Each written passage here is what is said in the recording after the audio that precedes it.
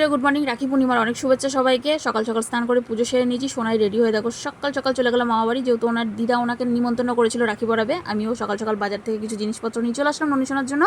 বাড়ি ফিরে দেখছি বৌদির ছোটো ছেলেকে বৌদির ননদের মেয়ে রাখি পরাচ্ছে, আর মেয়েটাকে আমার এত মিষ্টি লাগে, তাই তোমাদেরকে একটু দেখালাম। দেখো কি মিষ্টি না ওর হাসিটা। এদিকে সোনাইকে পরিয়ে দিল রাখি, আমি ছোট্ট করে একটু সেবা দিয়েছি ননি সোনাকে। কেমন লাগছে জানিও। দুপুরে লাঞ্চে পটল ভাজা, ভাত আর আলু সয়াবিনের তরকারি করেছিলাম। এই দিন লাঞ্চ ছেড়ে একটু রেস্ট নিয়ে বেরিয়ে পড়লাম। কোথায় যাচ্ছি কোথায় বলছি, ওই দেখো বাবার পক্ষীরাজ চলে এসেছে। আগে চলো উঠি, তারপরে বলছি। সোনাইকে দিয়ে দিলাম ফুটিটা, তারপর আমাদের পক্ষীরাজ ছুটতে লেগেছে টিটাগড়ের দিকে। হ্যাঁ, সেখানে গিয়ে একটু আগে বাবার কিছু ফেমাস দোকান আছে, সেখান থেকে চা খেলাম। তারপরে বাবার হাত ধরে রাস্তা পার হলাম। আমার বলতে একটু লজ্জা লাগে না, এখনও বাবার হাত ধরেই রাস্তা পার হই। আর দেখো ভাদ্র মাস এখনও পড়েনি, অথচ ঘুরি ওটা আরম্ভ হয়ে গেছে। এই দেখো আমার তো চোখ ধাঁধিয়ে গেছে এই ননিসোনাগুলোকে দেখে। আর এই যে আমাদের হিরো একটু তর্স হয় না, চলে এসেছে টিটাগড়ে চাবি নিতে, ভাবা যায়। তারপর আর কি, আমাদের জিনিস নেওয়া কমপ্লিট, তাই বাড়ির দিকে ছুটলাম।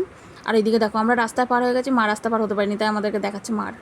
এরপর একটু চায়ের দোকান থেকে নিমকি খেলাম, চা খেয়ে বাড়ি এসেছি। আর এই যে এইটা নিয়ে এসেছিলাম টিটাগড় থেকে, ওভেনটা, কারণ ননিসোনার তো জানো সামনে জন্মাষ্টমী, ওই জন্য লাগবে। অ্যাট লাস্ট রাত্রেবেলায় সময় পেলাম ভাইকে রাখি পরানোর, রাখি পরিয়ে দিলাম, এই গিফটগুলো দিয়ে যায়। চলো টাটা, বাই বাই।